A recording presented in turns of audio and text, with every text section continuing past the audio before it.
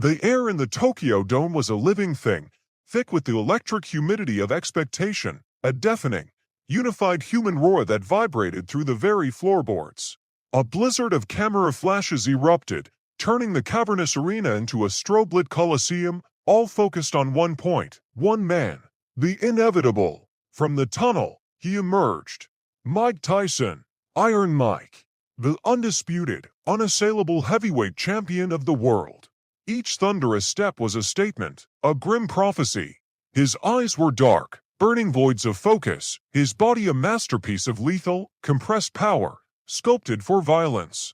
He wasn't a man, he was an elemental force, a cultural icon of invincibility. His record was a clean, terrifying 37-0, a perfect ledger of broken bodies and shattered wills. He didn't just win, he executed, often within the first 3 minutes. The crowd wasn't here to see a fight, they were here to witness an inevitable, glorious, brutal coronation. And then there was the other man, James "Buster" Douglas, a relative unknown, the 42nd of 201 Underdog. To the world, he was just the next name on the program, a footnote, a formality before Tyson moved on to bigger paydays. But Douglas carried more than just his 11-inch reach advantage into that ring. He carried the weight of a promise, a solemn vow to the woman who had always believed in him. Just 23 days before, his mother, Lula Pearl, had passed away, her heart giving out just as she had told everyone who would listen that her boy, her Buster, was going to shock the world and beat Mike Tyson. He stood in the blinding light, his face a mask of grief and grim resolve, a man transformed by loss into a solitary engine of fierce, desperate determination. For everyone else, this was boxing. For Buster Douglas, this was a sacred mission, a final, public honoring of his mother's faith. The fear that should have been crushing him, the fear that consumed every other man who stood opposite Tyson, was eclipsed by a profound, unshakable need to deliver on that final pledge. The bell rang, and the fight began. But it was not the swift slaughter everyone had foreseen. From the first second, Douglas did the unthinkable. He established distance, using his height and that massive reach like a fencer's foil, snapping out a precise, authoritative jab that actually landed. Snap. Snap. It wasn't the signature, concussive power punch, it was a rhythmic, irritating, disruptive blow, a fence Mike Tyson couldn't easily step through. Tyson, the coiled spring of aggression, found himself constantly nudged back, unable to get inside to unleash his fearsome combinations. He was forced to move, to think, to work, a foreign and frustrating experience for the man who was accustomed to simply walking over his opponents. The rounds began to tick by 3, 4, 5, and the collective breath of the crowd began to hitch. Disbelief began to creep in, a cold, unsettling tremor beneath the heat of the lights. Douglas was not just surviving, he was winning. He was outboxing the baddest man on the planet, his long right hands finding a home on the champion's face, causing a slow, sinister swelling beneath Tyson's left eye, blurring the predator's vision. Round after round, the impossible narrative deepened. Tyson's corner, unprepared for anything beyond an early victory, lacked an inswell, a piece of basic equipment, resorting to a glove filled with ice on their champion's eye, a pathetic symbol of their utter shock and disarray. Then came round 8. Tyson, desperate, finally found the opening. Backed against the ropes, Douglas momentarily let his guard drift. In a flash of savage, familiar brilliance, Tyson uncorked a short, brutal, right uppercut. It landed with the sound of a pistol shot, a seismic shockwave to Douglas' jaw. His legs turned to water, his body folding in on itself in a slow, agonizing descent. He crashed to the canvas, his torso hitting the mat with a thud that echoed in the brief, stunned silence. The Tokyo Dome erupted, a roar of relief and satisfaction. There it is. The inevitable. The order of the universe was restored. The referee, Octavio Marin, began his count. 1, 2, 3. The world watched the champion, Tyson, stalking the ring like a patient lion, the outcome now a certainty. But down on the canvas, a private, desperate battle was taking place. The count continued, 6, 7. Douglas was splayed, his eyes unfocused, the fog of a concussion thick in his brain.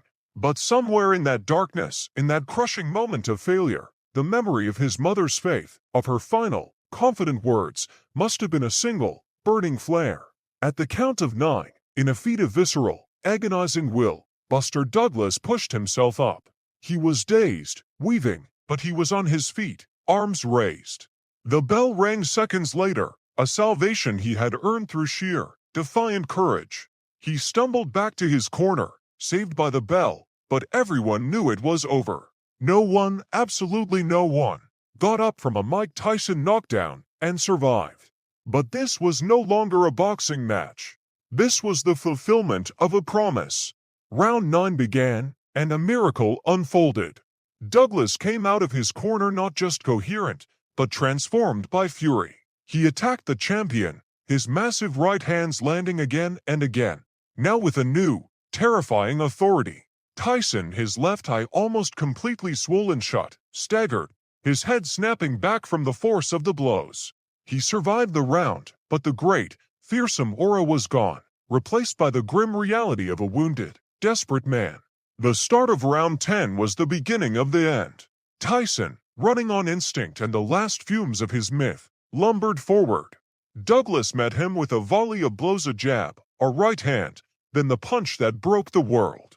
A perfectly placed, lightning-fast right uppercut that ripped upward, snapping Tyson's head back with a sickening violence. The champion's legs locked up. He was frozen, stunned, his body suddenly unresponsive. Douglas, a predator unleashed, smelled the blood in the water and surged forward, unleashing a furious, four-punch combination. Left, right, left, right. The final right hand detonated on the side of Tyson's head. And then, in a moment that stopped the world, Mike Tyson collapsed. It wasn't a fall, it was a slow, majestic, impossible toppling. He landed on his back, his mouthpiece flying out, his hand instinctively scrabbling on the canvas, searching for the lost piece of plastic as if it could somehow restore the universe he had just shattered. His eyes were wide, vacant, staring up at the blinding lights he no longer controlled. The referee began the count over the fallen god. The silence in the arena was absolute, a profound, shared moment of global disbelief. 8, 9, 10. The wave of James Buster Douglas' life had crest into a thunderous, perfect breaking. He raised his arms in a simple, exhausted salute to the heavens, a man who had delivered on a promise against the most insurmountable odds the sporting world could invent. Mike Tyson, the seemingly immortal engine of destruction, was counted out, defeated, his perfect record destroyed by a son's love and a promise kept. The victory was more than an upset, it was a profound, human truth revealed under the harshest lights. It was a story etched in sweat, blood, and the memory of a mother's voice.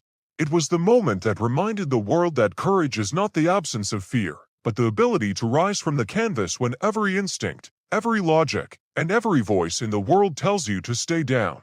It proved that sometimes, the greatest force in the world is not the strength of a punch, but the solemn power of a promise, and the unyielding, defiant heart of a man who simply would not fail. It remains the most awe-inspiring triumph of the human spirit over destiny, a cinematic moment of pure, raw, and undeniable resilience. I hope this script captures the intense, cinematic feel you were looking for. Would you like me to find some historical video footage of the fight to use as a visual reference for your production?